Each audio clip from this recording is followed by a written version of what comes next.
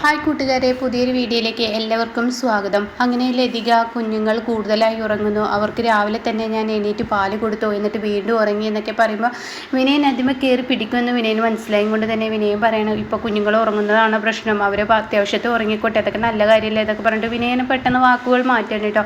എന്നാൽ ഈ സമയം ലതികയ്ക്കുള്ളിൽ ഒരു സംശയം വരുന്നത് പോലെ വരുമ്പോഴേക്കും വിനയൻ പറയണേ, എന്താ ഇവിടെ നിൽക്കുന്നത്, ഞാൻ എൻ്റെ കാര്യത്തിന് പോട്ടെ. അപ്പോഴേക്കും ആ ഒരു സംസാരം അവിടെ നിന്നു കേട്ടോ. അപ്പോൾ അതുകൊണ്ട് തന്നെ ആങ്ങളോട് ചായ കുടിക്കാൻ പറഞ്ഞിട്ട് അവിടെ നിന്ന് പോവാണ്. പിന്നീട് കാണിക്കുന്നത് മഞ്ചാടി ചിരുവിനെ വിളിക്കുന്ന രംഗമാണ്. അപ്പോൾ എന്താ മോളെ നീ എൻ്റെ ഫോണിലോട്ട് വിളിച്ചത്, ചേച്ചി അങ്ങനൊരു അത്യാവശ്യ കാര്യം പറയാനാണ്. എന്താ രഘുവേട്ടനെ കുറിച്ചാണോ? അതെ, രഘുവേട്ടനെ കുറിച്ച് തന്നെ. രഘുവേട്ടൻ്റെ ഇപ്പോഴത്തെ അവസ്ഥ വളരെ മോശമാണ്. എന്താ മോളെ നീ പറഞ്ഞു വരുന്നത്? ഇത് അമ്പിളി ചേച്ചിയോട് പറയുന്നതിന് മുന്നേ, അച്ഛനോട് പറയുന്നതിന് മുന്നേ ഞാൻ ചേച്ചിക്ക് വിളിച്ച് ചോദിച്ചതാണ്. കാരണം അവരോട് രണ്ടാളാണ് ഇത് അറിയിക്കേണ്ടത്. എന്നാൽ ഇത് ആദ്യം ചേച്ചിയോട് ചോദിച്ച് ചേച്ചിയും കൂടി എന്ത് പറയുന്നു എന്നനുസരിച്ചിട്ടാവാം ബാക്കി കാര്യങ്ങൾ എന്ന് പറയാം. അപ്പോൾ എന്താ മോളെ എന്താ പ്രശ്നം എന്നൊക്കെ ഇങ്ങനെ ചോദിച്ചും കൂടി ഇരിക്കുക. അപ്പോൾ തന്നെ പറയുകയാണ്, അത് പിന്നെ ചേച്ചി നമ്മുടെ രഘുവേട്ടൻ ഓരോ ദിവസവും കുടിച്ചിട്ടൊക്കെയാണ് വരുന്നത്. ഞങ്ങൾ ഉപദേശിക്കുമ്പോഴൊന്നും രഘുവേട്ടനെ ഇഷ്ടപ്പെടുന്നില്ല. രഘുവേട്ടനെ ഇങ്ങനെ തകരാൻ വേണ്ടിയാണ് അമ്പിളി ചേച്ചി ഇത്രയും നോക്കിയതേടി. അമ്പിളി ചേച്ചിക്ക് രഘുവേട്ടൻ വേണ്ടെന്നൊന്നുമില്ല, രഘുവേട്ടൻ വേണം, അത് അമ്പിളി ചേച്ചിയുടെ ചെറിയ ദേഷ്യവും വാശിയൊക്കെയാണ് എന്നൊക്കെ ഇങ്ങനെ പറയുമ്പോൾ ഉടൻ തന്നെ ഇങ്ങനെയൊക്കെ ആയിക്കഴിഞ്ഞാൽ രഘുവേട്ടൻ്റെ മനസ്സിലുള്ളിൽ തട്ടിയിട്ടുണ്ട്, നല്ല വേദനയുണ്ട്. അതുകൊണ്ട് തന്നെ രഘുവേട്ടൻ പല ചിന്താഗതിയിലോട്ട് പോവുകയാണ്, കുടിച്ചു വരികയാണ്. എന്തായാലും എനിക്ക് പറ്റുന്ന പോലെ ഉപദേശിക്കാൻ ചേച്ചി അമ്പിളി ചേച്ചി ഒന്ന് പറഞ്ഞ് മനസ്സിലാക്കി കൊടുക്കുക. എടി അമ്പിളി ചേച്ചിയെ ഞാൻ എത്ര ഉപദേശിച്ചിട്ടും അമ്പിളി ചേച്ചി നേരാവുന്നില്ല, പിന്നെ എന്താ ചെയ്യുക, അമ്പിളി ചേച്ചിയോട് പറയാൻ ഞാൻ പറഞ്ഞോളാം എന്നൊക്കെ പറയുമ്പോൾ അമ്പിളി അങ്ങോട്ടേക്ക് കടന്നു വരികയാണ് കേട്ടോ. അപ്പോൾ അമ്പിളി ചോദിക്കുക, ആരാ? മഞ്ചാടിയാണോ? അതേ മഞ്ചാടിയാണ്, അമ്പിളി ചേച്ചിയെ കിട്ടാൻ വേണ്ടി തന്നെയാണ് മഞ്ചാടി വിളിച്ചത്. എന്നാൽ ശരിയെന്ന് പറയണം. അപ്പോൾ എന്താ കാര്യം എന്ന് ചോദിക്കുന്നില്ല, എന്താ അപ്പം ഇത്ര കാര്യം എന്ന് അറിയേണ്ട ആവശ്യമില്ല, രഘുവേട്ടനെ കുറിച്ചല്ലേ, അതിങ്ങനെ ചേച്ചിക്കറിയാം, അതല്ലേ പറയാനുള്ളൂ. അപ്പോൾ ഉടനെ തന്നെ എന്താ പറയുന്നു എന്ന് എനിക്കറിയാം എന്ന് പറഞ്ഞിട്ട് അമ്പിളി സംസാരം തുടരും. അപ്പോൾ എന്താ പറയുന്നത് എന്നറിയാൻ വേണ്ടി ചിരി ഇങ്ങനെ ആകാംക്ഷയോടുകൂടി നോക്കി നിൽക്കുമ്പോൾ ഉടനെ തന്നെ അമ്പിളി പറയാണ്, അയാൾ മദ്യപിക്കുന്നു, കുടിക്കുന്നു, ഇതൊക്കെയല്ലേ പറയാനുള്ളത്, അയാൾ വഴിതെറ്റി എന്നോ മുതൽ തുടങ്ങിയിട്ടുണ്ട്, ഇന്നലെ ഒന്നല്ല, ഇതെനിക്ക് ഇത്ര പുത്രിയല്ല. അത് കേട്ട ഉടനെ ശരി പറയണേ, ചേച്ചിക്ക് ഇതൊക്കെ ഇത്ര നിസ്സാരമായി എങ്ങനെ പറയാൻ കഴിയുന്ന, അയാൾ എന്നോ മാറിയിട്ടുണ്ട്, സ്വയം വ്യക്തിത്വത്തിലോട്ട് വരണം എന്നുള്ള തീരുമാനം അയാൾ എടുക്കണം, അല്ലാതെ ഞാൻ എടുത്തിട്ട് കാര്യമില്ല, ഞാൻ എന്ത് ചെയ്തിട്ടും കാര്യമില്ല. അപ്പോൾ അയാളാണ് തീരുമാനിക്കേണ്ടത്, ഞാനായി മാറണം എന്നുള്ള ആ തീരുമാനം അയാൾ എടുത്തിട്ടേ കാര്യമുള്ളൂ എന്ന് പറഞ്ഞിട്ട് അവിടെ നിന്നും പെട്ടെന്ന് അമ്പിളി പോകുമ്പോൾ ചിരുവിന് മനസ്സിലാവുന്നില്ല കേട്ടോ, എന്താണ് ഇപ്പോൾ ഇവിടെ സംഭവിക്കുന്നതെന്ന് മനസ്സിലാവുന്നില്ല. ഇതേ സമയം മാഷിനെയാണ് കാണിക്കുന്നത്. മാഷ് ഇങ്ങനെ സുശീലയുടെ വീട്ടിലോട്ട് വരികയാണ്. അപ്പോൾ ചിരു അത് പറയുന്നുണ്ട് കേട്ടോ, അച്ഛനെ ഞാൻ അങ്ങോട്ടേക്ക് പറഞ്ഞു വിട്ടിട്ടുണ്ട്, രഘുവേട്ടനും വിളിച്ചിട്ട് വരണം, കുട്ടിയുടെ നൂലുകെട്ട് ചടങ്ങിന് ഇതൊക്കെ പറഞ്ഞിട്ടാണ് വിട്ടത് എന്ന് മഞ്ചാടിയോട് പറഞ്ഞിട്ടുണ്ട് കേട്ടോ. ആണോ എന്ന് പറഞ്ഞിട്ടാണ് മഞ്ചാടി ഫോൺ വെക്കുന്നത്. എന്നാൽ ഈ സമയം ഇപ്പുറത്ത് അവിടെ എത്തിയിരിക്കുകയാണ്. അങ്ങനെ സുശീലയുടെ വീട് ഇങ്ങനെ പൂട്ടിയിട്ടിരിക്കുന്ന രംഗമാണ്, ഗേറ്റ് പൂട്ടിക്കിടക്കുന്നത്.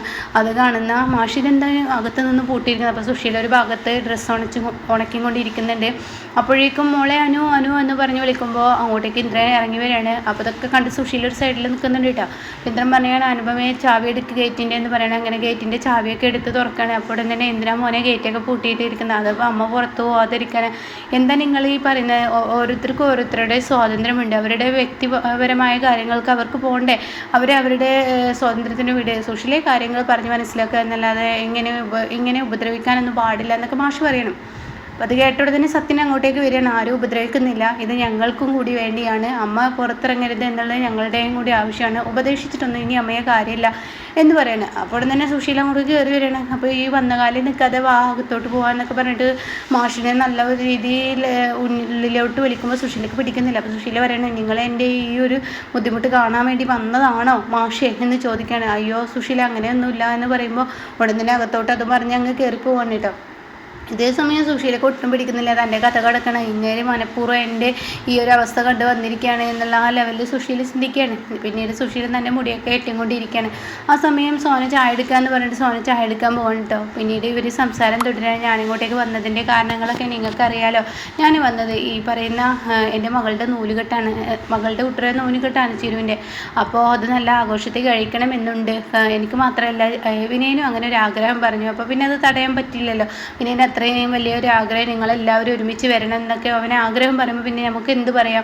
അപ്പോൾ അത് കേട്ടോടെ തന്നെ അത് നല്ല കാര്യം, എന്തായാലും കുഞ്ഞിൻ്റെ നൂലുകെട്ടൊക്കെ അങ്ങനെ നടത്തിക്കട്ടെ. അപ്പോൾ സോന ചായ കൊണ്ടുവരാം, മോളെ നിൻ്റെ ചായ അടിപൊളിയായിട്ടുണ്ട്, ചായ ഉണ്ടാക്കാനൊക്കെ നിനക്കറിയാലോ എന്നൊക്കെ ഇങ്ങനെ പറഞ്ഞ് സോനയോടും ഇങ്ങനെ പറയാണ്.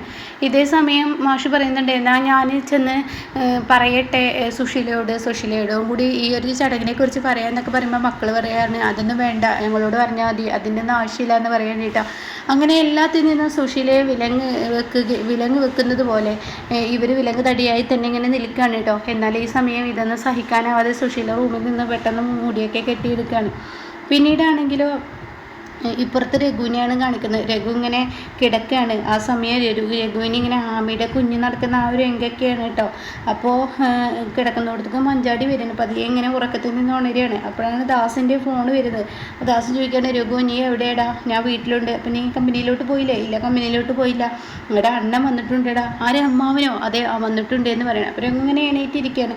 അതെന്താ വിശേഷിച്ചെന്ന് ചോദിക്കുമ്പോൾ എടാ കുഞ്ഞിൻ്റെ നൂലുകെട്ടിനെ കുറിച്ച് പറയാനാണെന്ന് തോന്നുന്നു എന്നൊക്കെ പിന്നീട് പറയുന്നുണ്ട്.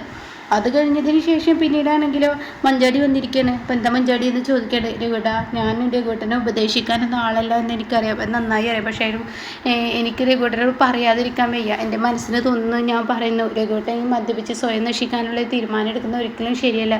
രഘുവേട്ടൻ എന്തിൻ്റെ പേരിലാണെങ്കിലും ഇങ്ങനെ മദ്യപാനം ചെയ്യുന്നത് അത് ശരിയല്ല. മാത്രമല്ല രഘുവേട്ടൻ മദ്യപിക്കണമെങ്കിൽ മദ്യപിച്ചോ, വീട്ടിൽ വന്ന് മദ്യപിക്കാം. പക്ഷേ റോഡിലൂടെയൊക്കെ വരുമ്പോൾ, വണ്ടി ഓടിച്ച് വരുമ്പോൾ മദ്യപിക്കുമ്പോൾ ഇന്നത്തെ കാലത്തെന്ന് വെച്ചാൽ ഒരാൾ മാത്രം ശ്രദ്ധിച്ചിട്ടൊന്നും കാര്യമില്ല. വഴിയിലൂടെ പോകുന്നവർക്കൊക്കെ അപകടമുണ്ടാകും. മദ്യപിച്ച് രഘുവേട്ടൻ പോകുമ്പോൾ വഴിയിൽ പാവങ്ങളായ മനുഷ്യന്മാർ നടന്നു പോകുമ്പോൾ അവർക്ക് എന്തെങ്കിലും അപകടം പറ്റിയ രഘുവേട്ടൻ അതിനെക്കുറിച്ചൊന്നും ചിന്തിച്ചിട്ടുണ്ട്. അപ്പോൾ രഘുവിൻ്റെ മനസ്സിൽ ഇങ്ങനെ ആ ആമിയുടെ കുഞ്ഞിൻ്റെ കാര്യമാണ്. അതായത് ഞാനൊരു സഹായം ചെയ്തതിനാണല്ലോ ഇന്ന് തന്നെ ഉള്ളിൽ വേദന. രഘുവേട്ടന് വിഷമവും എല്ലാം ഉണ്ടെന്ന് എനിക്കറിയാം. എങ്കിലും കൂടി രഘുവേട്ടൻ വഴിതെറ്റി കാണുമ്പോൾ വല്ലാത്തൊരു വിഷമവും മദ്യപിക്കരുതെന്ന് പറയട്ടോ. അത് കേട്ടോടെ തന്നെ രഘുവേട്ടൻ ഇല്ല മോളെ, നിൻ്റെ ഉപദേശങ്ങൾ ഞാൻ ഒരിക്കലും തള്ളിക്കളയില്ല, അതുകൊണ്ട് തന്നെ ഇനി മദ്യപാനം ഉണ്ടാവില്ല എന്നൊക്കെ പറയണം. അങ്ങനെ രഘു ആകെ ടെൻഷൻ തന്നെയാണ്. എന്നാൽ ഇപ്പുറത്ത് ഇങ്ങനെ സുശീലയും കൊണ്ട് ഇന്ദ്രൻ അമ്പലത്തിലോട്ട് പോകുന്ന ഒരു രംഗം വിനയൻ കാണാണ്. ആഹാ, അമ്മയും മകനും യോജിച്ചോ? ഇത്ര പെട്ടെന്ന് അമ്മയും മകനും ഒരുമിച്ചോ? ആഹാ, എന്തെല്ലാം കുറ്റങ്ങളായിരുന്നു ഇവർക്ക്. ഇത്ര പെട്ടെന്ന് അമ്മയും മകനും അടുത്തൂലേ? എന്തായാലും അവരുടെ പ്രശ്നത്തിനൊരു തീരുമാനമായി. എന്നാൽ ഇന്ദ്രൻ്റെ കൂടെ പോവാ. ഇന്ദ്രനെയും കൂട്ടി ദാസിൻ്റെ വീട്ടിലോട്ടൊന്ന് പോകണം. ഇവർ അമ്പലത്തിൽ നിന്ന് ഇറങ്ങട്ടെ, എന്നിട്ട് അയാളുടെ കയ്യിൽ നിന്ന് കുറച്ച് പൈസ കിട്ടുമോ നോക്കട്ടെ എന്നൊക്കെ പറയുന്നുണ്ട് കേട്ടോ. പിന്നീട് സുശീല അമ്പലത്തിൽ കയറാണ്. നീ ഇവിടെ ഇരിക്കുക, എനിക്ക് കുറച്ച് അർച്ചനയൊക്കെ ചെയ്യിപ്പിക്കാനുണ്ട്. അപ്പോൾ അതൊക്കെ വഴിപാടിനുള്ളതൊക്കെ ഞാൻ പറഞ്ഞിട്ട് വരാമെന്ന് പറഞ്ഞിട്ട് ഓരോ വഴിപാടുകൾ ഇങ്ങനെ പറഞ്ഞു കൊടുക്കണം. അപ്പോൾ അതൊക്കെ ആർക്കാണ്? ശത്രു സംഹാര പൂജ എന്നൊക്കെ പറയുന്നുണ്ട്. അപ്പോൾ അതൊക്കെ ആർക്കാണ്? സുശീലക്ക്. പിന്നെ നാരങ്ങ അങ്ങനെയൊക്കെ പറയുകയാണ് കേട്ടോ. അപ്പോൾ ആ പൂജകളുടെ പേരൊക്കെ പറയുമ്പോൾ ഇതൊക്കെ ആർക്കാണ്? എൻ്റെ പേര് തന്നെ സുശീല എന്ന് പറയാം കേട്ടോ.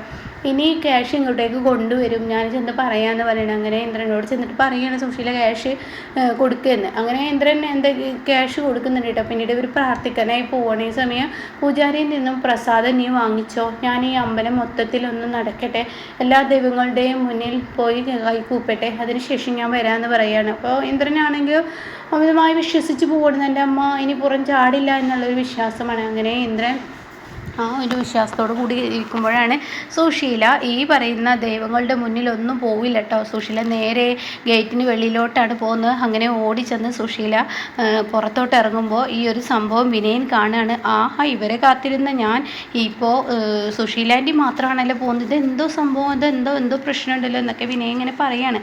ആ സമയം അങ്ങോട്ട് ഫ്രണ്ടിലേക്ക് അങ്ങ് സുശീല നടന്നു പോകുമ്പോൾ ഉടൻ തന്നെ വിനയൻ വണ്ടിയെടുത്ത് സുശീലയുടെ അടുത്തെത്തി നിർത്തുകയാണ്.